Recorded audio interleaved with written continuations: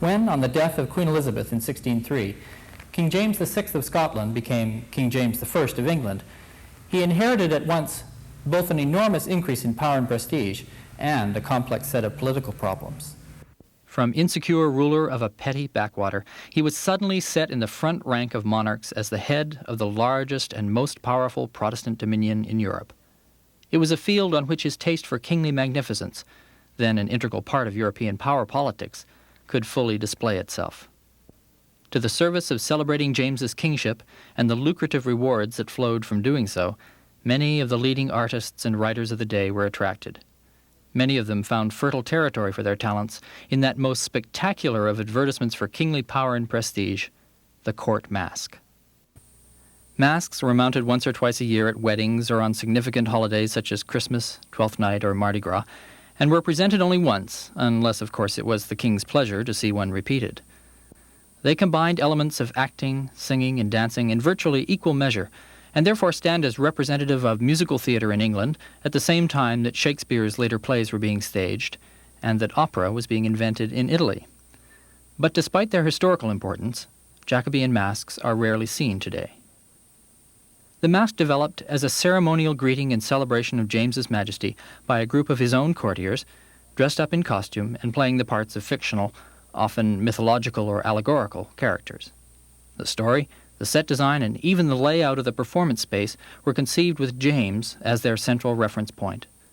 The ceremonial dances that formed the core of the masque were not just an entertaining diversion, they were also a complex political arena of display and decorum, in which aristocrats would dance out their allegiances and collective submission to James's rule.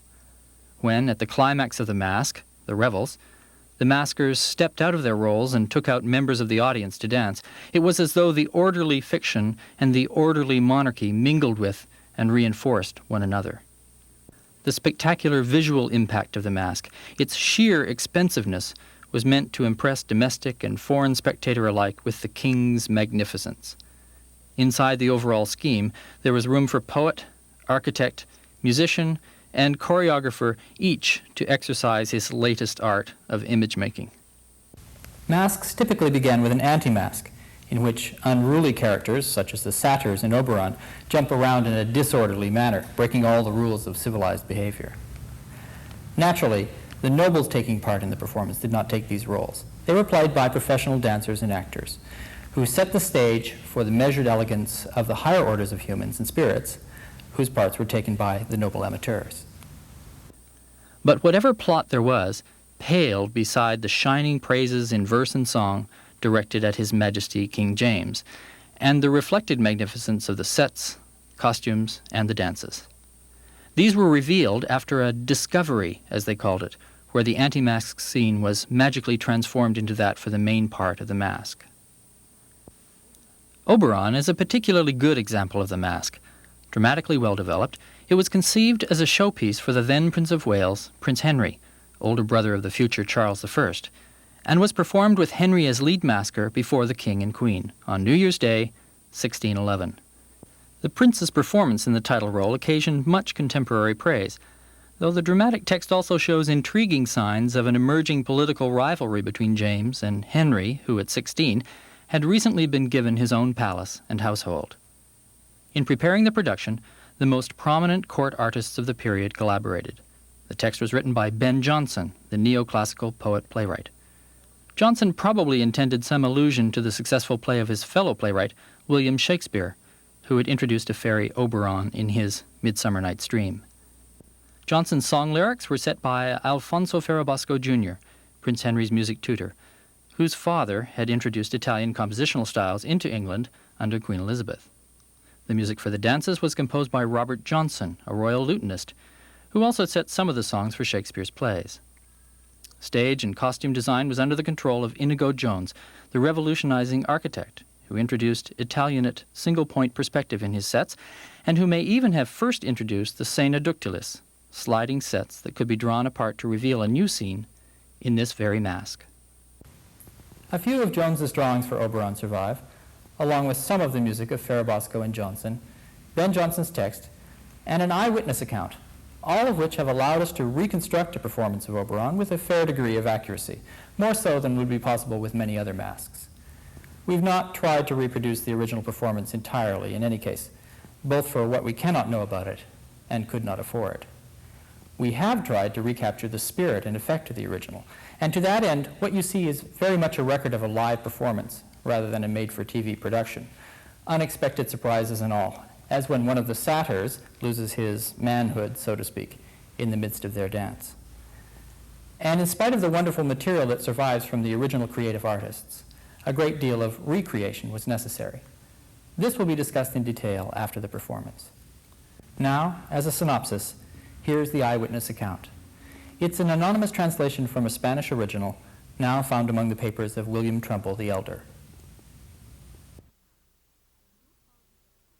The new hall of the palace was furnished as usual with its galleries round about, a carpet on the floor, a dais at the top for the king and queen. At the bottom, a very large curtain painted with a map of the kingdom.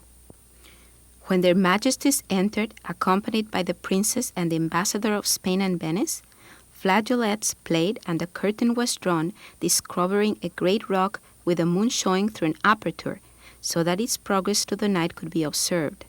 All Silenus mounted on this with some dozen satyrs and fauns who had much to say about the coming of a great prince to be followed by 1,000 benefits, in the hope of which the fauns danced about joyfully, exciting great laughter. Then they danced a ballet with appropriate music, with 1,000 strange gestures affording great pleasure. This done, the rock opened, discovering a great throne with countless lights and colors, all shifting, a lovely thing to see. In the midst stood the prince and 13 other gentlemen chosen as famous dancers of the court. Before passing into the hall, 10 musicians appeared, each with a lute, and 2 boys who sang very well some sonnets in praise of the prince and his father. Then 10 little pages, dressed in green and silver, with flat bonnets à l'antique, danced another ballet with much grace. During this, a cock crew 10 times, standing on a rock, and then, according to the prophecy of Silenus, there came the gentlemen in short scarlet hose and white broadskins full of silver spangles, coming halfway to the calf. Some wearing jackets with wide folds, as the Roman emperors are represented, and the sleeves the same, all in gold and silver cloth, white and scarlet feathers on their heads, and very high white plumes and black masks. Each one wore a very rich blue band across the body, except that of the prince, whose band was scarlet to distinguish him from the rest. They entered dancing 2 ballets, intermingled with varied figures and many leaps, extremely well done by most of them. The prince then took the queen to dance, the Earl of Southampton, the princess, and each of the rest his lady. They danced an English dance resembling a pavane. When the queen returned to her place, the prince took her for a coranta, which was continued by the others, and then the gallarda began, which was something to see and admire. The prince took the queen a 3rd time for Los Branles de Poitou, followed by 11 others of the masque. As it was about midnight, and the king somewhat tired, he sent word that they should make an end. So the masqueraders danced the ballet of the sortie, in which the satyrs and fauns joined. With vocal and instrumental music, the masqueraders approached the throne to make their reverence to their majesties.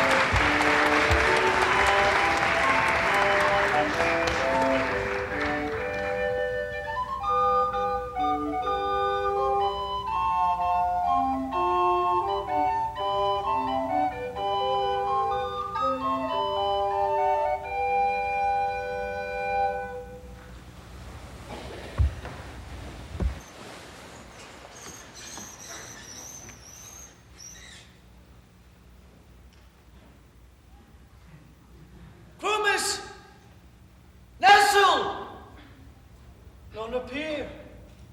See you not ariseth here? You saw Silenus late, I fear.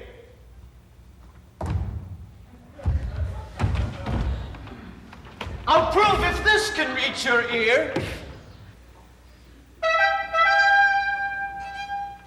Oh, you wait then! Come away! Time to be short and late for play! The humorous moon too will not stay. What doth make you thus delay? Hath his tankard touched your brain? Sure they're fallen asleep again. Or I doubt it was the vain echo did me entertain. Well, prove again! Oh, I thought 'twas she! Idle nymph, I pray thee, be modest and not follow me! Aye, his sound I'd better know, lest I would I could hear more! Sing the send you shall do so!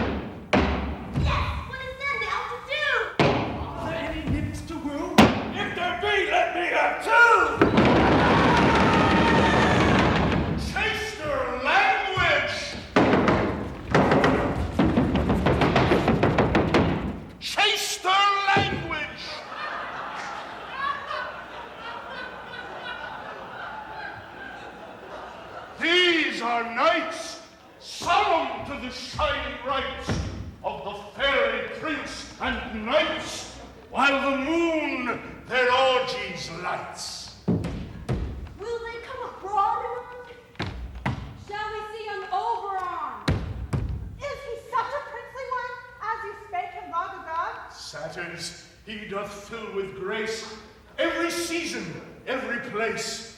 Beauty dwells but in his face. He's the height of all our race. He is lovelier than in May is the spring, and there can stay as little as he can decay. Oh, that he would come away! Grandsire, we shall leave to play with Bacchus now and serve only Oberon. He'll deserve all you can and more, my boys. Will he give us pretty toys to beguile the girls withal? And to make them quickly fall? Peace, my wantons. He will do more than you can aim unto. Will he build us larger caves? Aye, and give you ivory staves when you hunt, and better wine. And the master of the vine? And rich prizes to be won when we leap or when we run? Yes, and gild your cloven feet. Strew our heads with powder sweet? Bind our crooked legs in hoops made of shells and silver loops. And to answer all things else, trap your shaggy thighs with bells, that, as you do strike a time in our dance, shall make a chime louder than the rattling pipes of the wood gods, or the stripes of the tabor when you carry Bacchus up his hump to Barrie. Oh, that he so long doth tarry!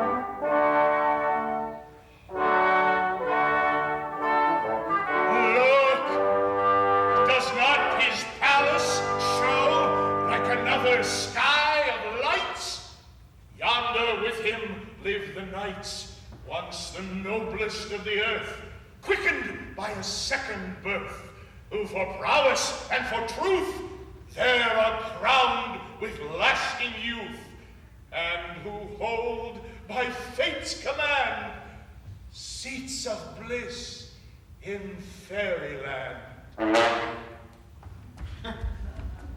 But their gods, methinks, do sleep. Servants!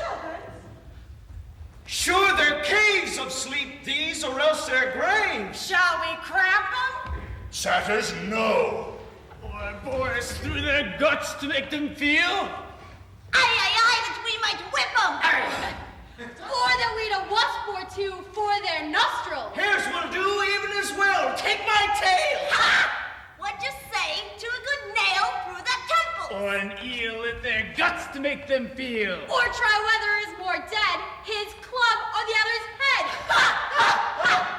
Wax no more, you grow too bold. I would fain now see 'em rolled. There no motion yet appears. Strike a charm into their ears. Yes. Yes. Strike a charm into their ears.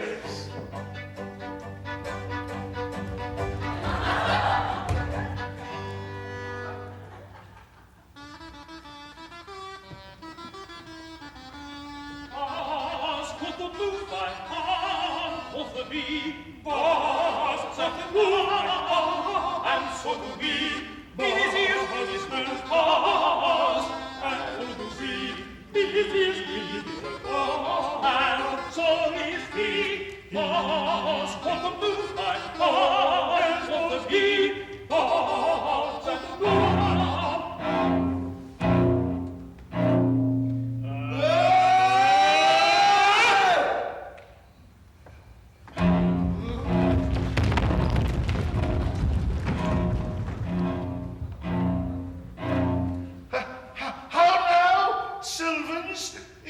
Can you wake? I commend the care you take, your watch.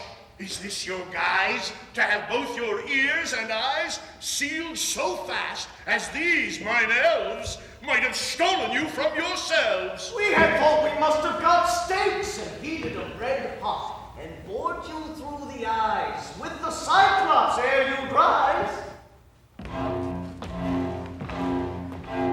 Satyrs, leave your petulance and go frisk about and dance, or else rail upon the moon. Your expectance is too soon. For before the second cock crow, the gates will not unlock.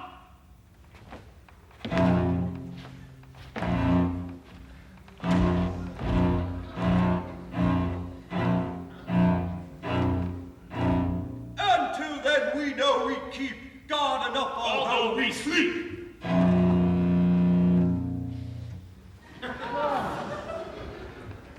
Say you so. Then let us fall to a song or to a brawl. Shall we, grandson? Let us sport and make expectations short. Do, my wantons, what you please. I'll join them and take mine ease.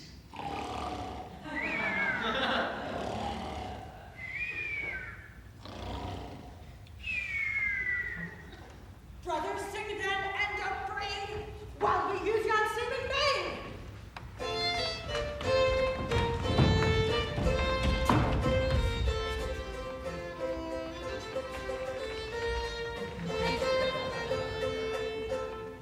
Now, my cunning Lady Moon, can you leave the sight so soon of the boy you keep so hid?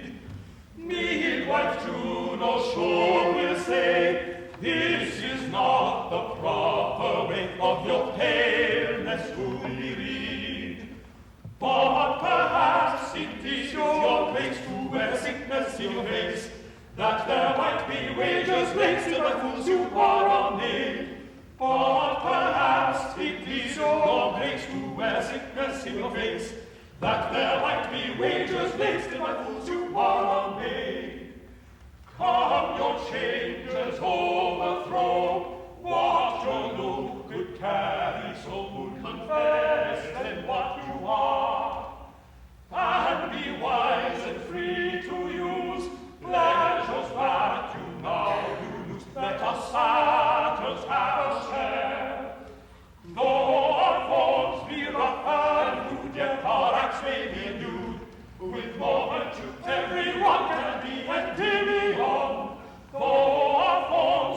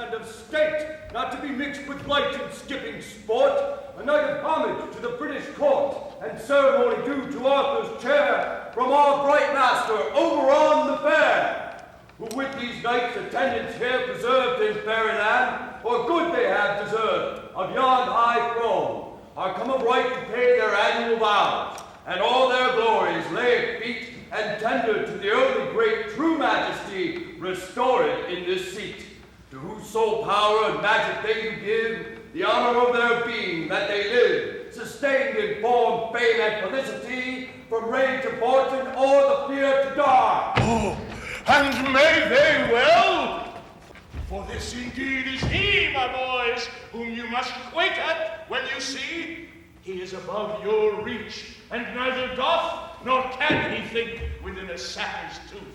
'Tis he that stays the time from turning old, and keeps the age up in a head of gold, that in his own true circle still doth run, and holds his course as certain as the sun. He makes it ever day and ever spring where he doth shine, and quickens everything like a new nature, so that true to call him by his title is to say he's all. I thank the wise Silenus for this praise. Stand forth, bright bays and elves, and tune your lays unto his name. Then let your nimble feet tread subtle circles that may always meet and point to him, and figures to express the grace of him and his great empress, that all that shall tonight behold the rite performed by princely Oberon and these knights may without stop point out the proper air designed so long to Arthur's crowns and chair. Seek your majesty to strive, in the world produce his life. Seek light to amaze, here let all stand at gaze. Seek you wisdom to inspire, touch the lamp on the side. Seek you knowledge to direct, trust to his without suspect. Seek you piety to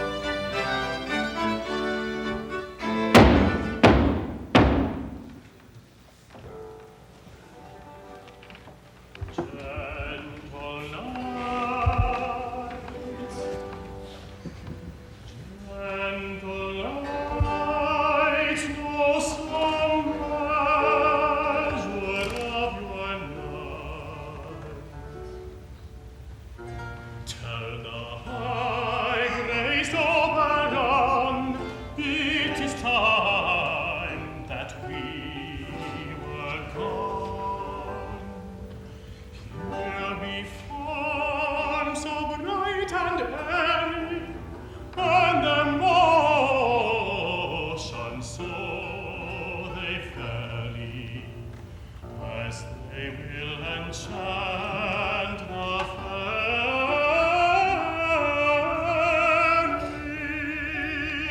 If you longer here should tarry, here be forms so bright and airy, and their motion so they vary, as they will enchant the Faery.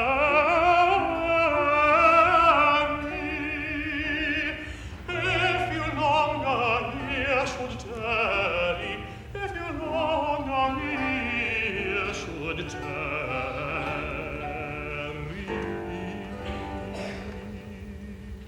To rest! To rest! The herald of the day, bright phosphorus, commands you hence. Obey!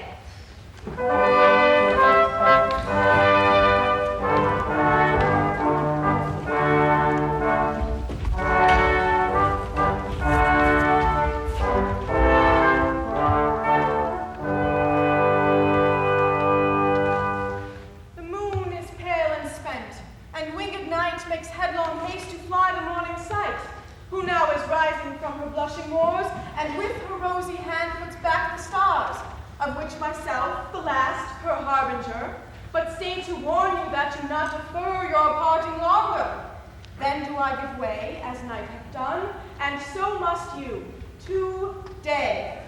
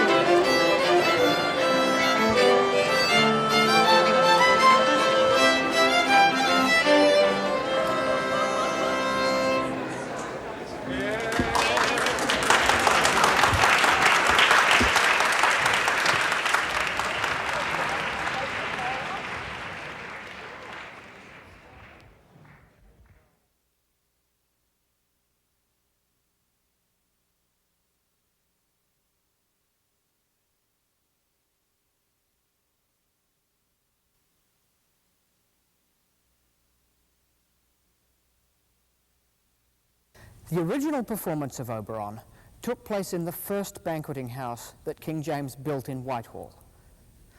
This building was designed by the Scottish architect David Cunningham in 1606, and it stood in Whitehall until 1619, when it burned down and was replaced by the famous one now standing, designed by Inigo Jones. No contemporary illustrations of this first house are now known to survive. Maps and plans of Whitehall Palace from the reign of Henry VIII through Elizabeth, James, and the later Stuarts do exist, but none of them shows this particular building. We do have a written description of the interior penned by Orazio Busino, the chaplain to the Venetian ambassador, when he visited the hall in 1618 for the performance of Jonson's Pleasure Reconciled to Virtue. And that description makes it seem like Cunningham's hall was not so very different from our own. A larger hall is fitted up like a theatre. The stage is at one end and His Majesty's chair in front. While waiting for the king, we amuse ourselves by admiring the decorations and the beauty of the house, with its two orders of columns, one above the other. That of the second row being upheld by Doric pillars, while above these Ionic columns supporting the roof. The whole is of wood, including even the shafts, which are carved and gilt with much skill. From the roof of these hang festoons and angels in relief with 2 rows of lights. In the middle of the theatre there appeared a fine and spacious area carpeted all over. In fact, the one solid piece of evidence about the layout of this banqueting house is a floor plan drawn by the English architect Robert Smithson, even though he was not himself the building's designer. Using that drawing and looking at the surviving buildings of Smithson and his contemporaries, and taking into account the architecture of the structures that stood nearby, like the Holbein Gate and the Treasury, Ross Duffin has reconstructed an elevation drawing of what the outside of the 1606 to 19 banqueting house may have looked like. If this is reasonably accurate, views of Whitehall from the river during that period must have looked something like this.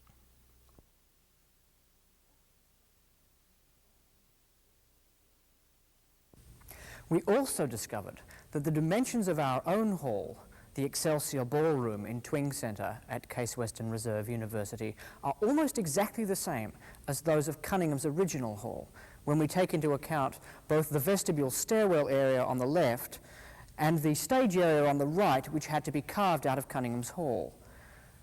This was a lucky coincidence, but we did feel a sense of justification in our choice of venue on account of it. Here is the Smithson drawing of the Whitehall banqueting house. Here, to the same scale, is the Twing Ballroom, and here are the two superimposed. It should be said, however, that ballrooms generally lack the kind of amenities for theatre productions that designers depend on, and this one is no exception. It was hard work converting it into a theatrical performance space, as our designer Eugene Hare can attest.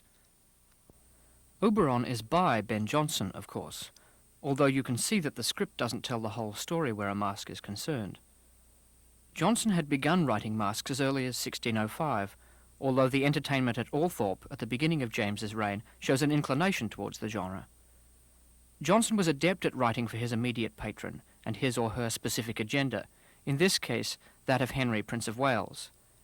Amid the hubbub of a cast photo session after the performance, historian Fritz Levy had a comment about Henry's appearance in the masque. I mean, the whole notion of Prince Henry literally coming of age before you and introducing himself to the court, bringing the court into the performance, it was all brilliantly handled. Prince Henry is today less well known than either his father, King James, or his younger brother, who eventually became King Charles I. At the time of Oberon, Henry was 16 years old and was beginning to assert himself as a political force in the kingdom he expected to inherit. The previous June, 1610, he had been invested Prince of Wales by his father, the first prince to receive that title since Henry VIII. He was an active collector and patron of the arts, and was keen to display his masculine and martial prowess before his future subjects, taking every opportunity to stage jousts and tournaments. He actively supported and supervised the construction of the great warship he named the Prince Royal when it was launched in September 1610. He also championed a militantly Protestant foreign policy, in contrast to his father's cagey and non-committal course between Protestant and Catholic factions in Europe. Prince Henry's star seemed to be rising with the year 1611, and he was not above using the New Year's masque to promote it further. Jonson's task was to glorify Prince Henry as the heir to Arthur's crown and chair without offending James as the ruling monarch.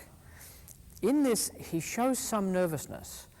Even the fairies with which he surrounds Henry seem at times uncertain whether he or James is to be the greater. The positioning of James and Henry at opposite ends of the perspective set is one way, though a controlled way, of indicating potential distances between them. At the time Oberon was being designed, Inigo Jones was about to be named to Prince Henry's expanding court as official surveyor, in charge of making designs for buildings as well as masks. There was as yet none of the tension that later developed between Jones and Jonson, centering on whether the script or the design of a masque was paramount in the production. Jones gives Oberon a palace that combines elements of both the medieval castle and the new neoclassical Italian style, evoking at the same time a sense of tradition and innovation, and thus inviting the audience to see Henry as young and exciting, but entitled to rule by right of ancient royal lineage. It was politics as conscious design and image as policy instrument, as the audience expected. And this conformed closely to the king's own idea of rule, as springing from God's word through his anointed person to render chaos into government. There are sometimes signs of strain in this dream of order. In Oberon, the disorderly satyrs that begin the piece may be not unlike the heavy-drinking courtiers, including the king, who crowded the banqueting house to watch it. For the sets and costumes in our production, Eugene Hare of Cleveland State University took the surviving Jones drawings and used them as a basis for his own designs as much as possible. Some modifications were necessary, however, as for example when the lower story of Oberon's palace had to be removed so that it would fit on our stage. Masks were not always such solemn affairs. Sir John Harrington recounts one that was performed for the visit of King Christian IV of Denmark, brother of Queen Anna, in 1606. I came here a day or two before the Danish king came, and from the day he did come until this hour I have been well nigh overwhelmed with carousal and sports of all kinds. I think the Dane hath strangely wrought on our good English nobles, for those whom I never could get to taste good liquor now follow the fashion and wallow in beastly delights. One day a great feast was held, and after dinner the representation of Solomon his temple and the coming of the Queen of Sheba was made, or as I may better say, was meant to have been made before their majesties. But alas, the lady who did play the Queen's part did carry most precious gifts to both their majesties, but forgetting the steps arising to the canopy, overset her caskets into his Danish majesty's lap and fell at his feet, though I think rather it was in his face. Much was the hurry and confusion. Cloths and napkins were at hand to make all clean. His Majesty then got up and would dance with the Queen of Sheba, but he fell down and humbled himself before her, and was carried to an inner chamber and laid on a bed of state, which was not a little defiled with the presence of the Queen, which had been bestowed on his garments, such as wine, cream, jelly, beverage, cakes, spices, and other good matters. The entertainment and show went forward, and most of the presenters went backward or fell down, wine did so occupy their upper chambers. Now did appear, in a rich dress, Hope, Faith, and Charity. Hope did essay to speak, but wine rendered her endeavours so feeble that she withdrew and hoped the king would excuse her brevity. Faith was then all alone, for I am certain she was not joined by good works, and left the court in a staggering condition. Charity came to the king's feet, and seemed to cover the multitude of sins her sisters had committed. She then returned to Hope and Faith, who were both sick and spewing in the lower hall. This is a far cry from the controlled pageantry of Oberon. The dances in Oberon were likely the work of more than one choreographer. We know that Thomas Giles, who was Prince Henry's dancing tutor, was paid £40 for his work on dances in Oberon. It's possible that Jeremy Hearn, also known as Jérôme Héron, was also involved in work on the anti-mask dances. Hearn, on salary as a bass viol player, excelled in anti-mask dances, and he is said to have spent almost 6 weeks without interruption on a dance for Oberon. The Revels dances, though not formally choreographed, would have been taught by dancing masters associated with court. Besides Giles and Hearn, other dancers or dancing masters at court included Thomas Cardell, the Princess Elizabeth's dancing teacher, James Bocken, also known as Jacques Cordier, a Mr. Confess, who had made the dances for the Queen's Masque the previous year, and Sébastien Lapierre, who by 1612 was Prince Charles's dancing instructor. The anti-mask dances would have been performed by professional dancers, the masked dancers, and of course the revels, by courtiers. There are a couple of reasons for this division of roles. It would have been improper for a courtier to dance a comic or grotesque role, or to demean him or herself by appearing in a dance with professional dancers. Furthermore, the anti-mask dances would have been the most demanding technically, though that is not at all to say that the other dances were easy. The musicians were typically members of various royal musical establishments, including the Royal Violin and Wind Bands, the Chapel Royal, the households of James and Prince Henry, supplemented with players employed by the City of London, the Waits, as they were called. Rehearsals for a masque in early January would have started late in the autumn and continued every day for 5 or 6 weeks in different locations, generally in one of the nobles' houses. As the performance neared, the dancers, actors, singers, instrumentalists and stage crew joined forces for general rehearsals. Thus the preparation for a masque in the 17th century was not so very different from the preparations for a major musical theatre production today. Our actors and dancers came from the dance and theatre programs at Case Western Reserve University, Cleveland State University, and the Cleveland School of the Arts. They were chosen by audition 6 months before the production, and then began working intensively with the stage director Barrie Rutter and the choreographer and dance director Ken Pierce about 3 weeks before opening night. Our singers and instrumentalists were current students, graduates, and others involved in the early music performance program at Case Western Reserve University, who started working separately on the music some months ahead of time and began intensive rehearsals with music director David Douglas 10 days before the opening. A critical decision was made early on to have the instrumentalists perform from memory as much as possible. The reason this seemed necessary, aside from the fact that we assumed that was the way it was done originally, is that freed from the tyranny of the music stand, the players could partake more fully in the happenings on stage, could concentrate on the finer points of ensemble playing or accompaniment, and not have to worry about whether the lighting was going to be sufficient to read the music.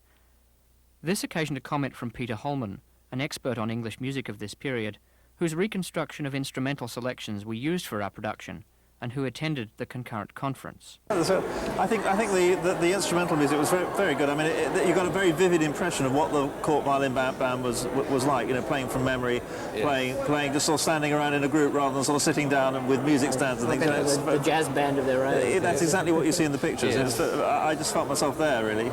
There are 3 types of dance associated with Oberon, appropriate to the 3 sections in which a masque is usually divided: the anti-masque, the masque proper, and the revels. In the anti-masque, the dances are comic or grotesque, emblematic of the chaos and disharmony which the masque is to dispel. In the masque proper, the dances epitomize the noble theatrical style, and in the revels, social dances allow onlookers to mix with the maskers. It is important to realize that all these dances are founded upon courtly principles of natural grace and order. Even the anti-masque dance, by turning these principles inside out, serves to reaffirm them. Contemporary description of masked dances, though sometimes evocative, tends to be a little short on detail.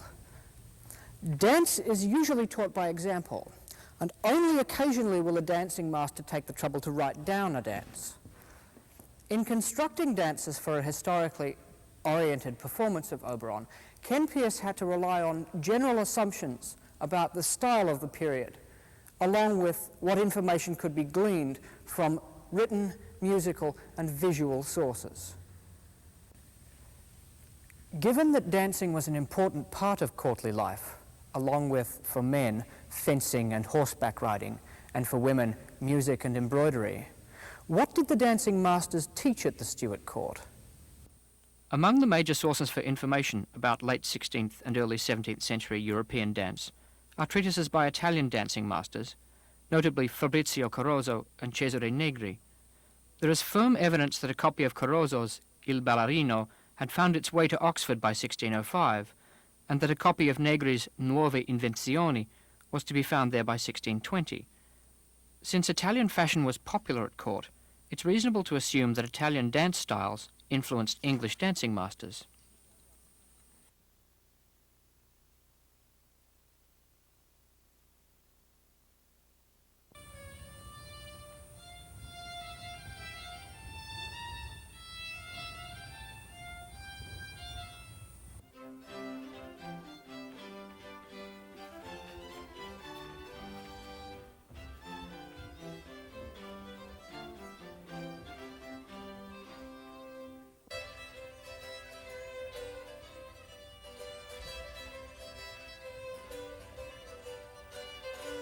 No doubt the French also influenced English dance fashions. Deleuze's Apologie de la Danse, published in 1623, is dedicated to George Villiers, Marquess and later Duke of Buckingham, from about 1614, a particular favourite of King James. Further information about the French style may with caution be gleaned from Thoineau Arbeau's Orchestrography of 1588. There is no evidence for copies of this in England, but Deleuze refers to it, and it may have had at least an indirect influence there. The anonymous eyewitness account of Oberon gives us useful information about the character of the dancers and their place in the overall production. Of other English sources, Ken Pierce relied mainly on the so-called Inns of Court manuscripts, which provide information about dances performed in the Inns of Court revels from about 1570 till about 1670. The Satyrs represent nature unadorned.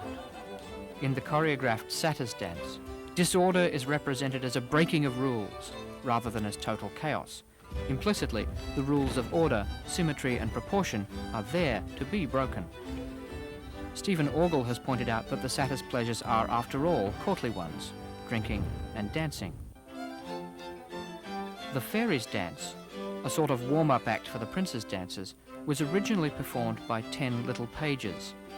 Ken Pierce treated it as an Italianate balletto, using steps mostly from Italian sources. The prince's dances represent the epitome of gracious nobility and offer a chance for the male courtiers, and especially Prince Henry, to show off. Again, the steps used are mostly from Italian sources. Stephen Orgel has commented that a masker's disguise is a representation of the courtier beneath. He retains his personality and hence his position in the social hierarchy. His audience affirms his equality with them by consenting to join in the revels. This is the climax of the Jacobean masque. We know from our anonymous eyewitness that the revels included an English dance resembling a processional pavan, Jonson uses the term measures, a coranto, a galliard, and brawls. For the first of these, our eyewitness tells us that Henry danced with Queen Anne, who was reputed to be an excellent dancer. The coranto was apparently an improvised dance for one couple at a time. The steps used are based on descriptions in Arbeau, Negri, and to some extent Deleuze. Henry and Anne reportedly danced a coranto together, which was then continued by others. The galliard was also improvised. The courtier and his partner would alternately dance solo passages, in which they would display their skill and aplomb and their interest in one another. This was a chance for men who could jump to show their skill and implicitly their virility. Ken Pierce chose steps from Deleuze and Arbeau, augmented with Italian steps. The brawls are generally described in the plural, as a suite that includes brawl simple, gai, de Poitou, and so on. The brawl de Poitou is sometimes described as amené, that is, a sort of follow-the-leader dance. For all the brawls, the steps used are as described in Deleuze. We know that Henry and Queen Anne again danced together in the brawl de Poitou. There may also have been other dances during the revels, which our eyewitness didn't mention. In the final dance, the maskers spell out Jacobus Rex on the dance floor. Catherine of Bourbon once asked her brother, King Henry IV of France, if he had noticed that the figures of her dance had spelled out all the letters of his name, and he is said to have replied, "Ah, my sister, either you write very poorly, or we read very poorly. No one perceived what you describe." We hope our writing was a bit more legible than Catherine's, but clearly it was the symbol that was important, not the perception. Afterwards, the maskers make their way back into the scene. Peace and harmony have been reaffirmed. Everyone has had a courtly good time, and with luck, both maskers and audience have been enlightened as well as entertained. Prince Henry seems to have commissioned his music tutor, Alfonso Ferrabosco Jr., to compose the songs for Oberon, and one of the royal lieutenants, Robert Jonson, to compose the dances. Of the songs, the Satyrs catch Buzz quoth the blue fly, the song Nay, Nay, You Must Not Stay, and the Sylvan song Gentle Knights are the only ones to have survived with their apparently original music. For the 6 lost songs, other music has had to have been found from the surviving song repertory of the period. Ross Duffin accomplished this by searching the song repertory a few years either side of the date of Oberon in search of lyrics that matched those of the Oberon songs in rhyme scheme, line length, and overall structure. From this group, the final selections were made on the basis of musical character, what seemed to be the best marriage of words and music, and also best to fit the action of the moment. The final choices were songs by William Byrd, John Doland, Robert Jones, and Alfonso Ferrabosco Jr. himself. Of these, the most old-fashioned musically is the consort song by William Byrd, O God that guides the cheerful sun, which is here set to The solemn rites are well begun. Besides the fact that several of the rhymes coincidentally match the Oberon text, this work was subtitled by Byrd A Carol for New Year's Day, which in 1611, of course, was the very day Oberon was performed. The instrumental parts are here played by cornets and sackbuts rather than viols, since we know that winds took part in the performance, whereas viols seem to have been supplanted by violin band for masks generally. It also appears from court records that cornets and sackbuts were frequently used for ceremonial occasions at court, and the solemn rites serves a ceremonial function in Oberon. Perhaps the other surprise among the choices is the additional use of Ferrabosco's music to the song Gentle Knights, which follows the revels, for the song Nor Yet, which immediately precedes the revels. The versification patterns in parts of these songs are very similar and very unusual, resembling nothing else in the repertoire so much as each other. Thus the two songs furnish a kind of symmetrical frame for the revels, and provide a fairly elegant solution to the problem of the missing music. We are fortunate to have the music to so many of Robert Jonson's original dances for Oberon. All 3 of the Prince's dances, as well as the Satyrs' dance and the Faery's dance. The 3 main dances even seem to have survived in what may well be Thomas Lupo's original 5-voice arrangements for the violin band, in a 1617 German print by the expatriate English violinist William Brady. The other 2 dances survive in a British Library manuscript for treble and bass only, and the Satyrs dance additionally in a 4-part arrangement in a 1621 German print by yet another expatriate English violinist, Thomas Simpson. These 2 dances were arranged for our performance by Peter Holman. We have thus virtually all of the dance music outside of the revels, a remarkable feat of preservation compared to the condition of most masques.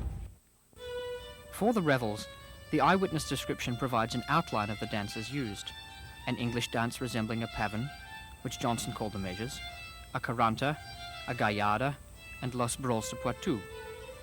For our measures, we chose the Old Almain, an anonymous work arranged for Sitten by Anthony Holman, and mentioned in the Inns of Court dance manuscript. One Scottish manuscript contains 3 works that scholar Andrew Sable has identified as belonging to Oberon: Queen's Courant, Hare's Galliard, and Brawl of Poitou. This is suggestive but much less certain. For this performance, we nonetheless took Sable's recommendations. However, in the case of the first 3 revels dances, the measures, the Coranto, and the Galliard, knowing the tune doesn't give the whole story. Most of the music you heard was improvised on those melodies by the music director, violinist David Douglas. To end the revels, a suite of brawls from Terpsichore of 1612 by Michael Pretorius was inserted just before the brawl from the Scottish source. Finally, the familiar tune used for the entry and exit of King James, for which the original music is lost, was intended to evoke the pageantry of the English monarchy. You may also have noticed that for the exit of James and Henry, it was combined with the tune of Hare's Galliard, a musical symbol for what may have been a momentary personal and political accord between father and son. Within 2 years, that accord was dissolved by Henry's sudden death from typhoid fever. But on New Year's Day 1611, the star of the English court shone brightly for Oberon, the Faery Prince.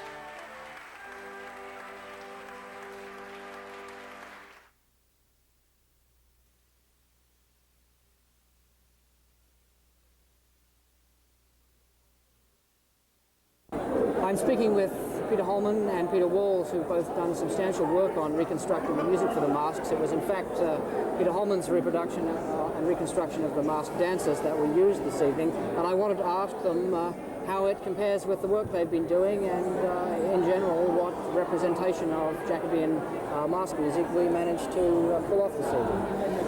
Which way do you want to go first? I found it tremendously exciting. I think that you know, any number of scholarly conferences equals one live performance, really, because for understanding what it's all about, it suddenly, I was knocked out actually. I mean, you suddenly realise what it's all about, and it's quite sort of simple little things like the comedy of the Satyrs and so on. Yeah. Yes, they were genuine. Yeah. I was especially delighted by the quality of the singing and the way they just showed how beautiful those Ferrabosco songs are, and the very, very nice choices that have been made in filling the gaps. It's quite a job to reconstruct the dances for something like this, isn't it? Absolutely, absolutely. I think Ken had the biggest job of all, with the choreographing and the dance direction, and doing the role of Oberon as well. Yeah, and plus you're working with people that have don't have that vocabulary, that step vocabulary in their bodies, and they're learning all over again. Whereas the musicians and the singers and the actors, that's part of their trade. And I mean, you have a wonderful group of early musicians here to work with, but it's hard to get. There's very few places that have an early dance troupe that has studied early dance.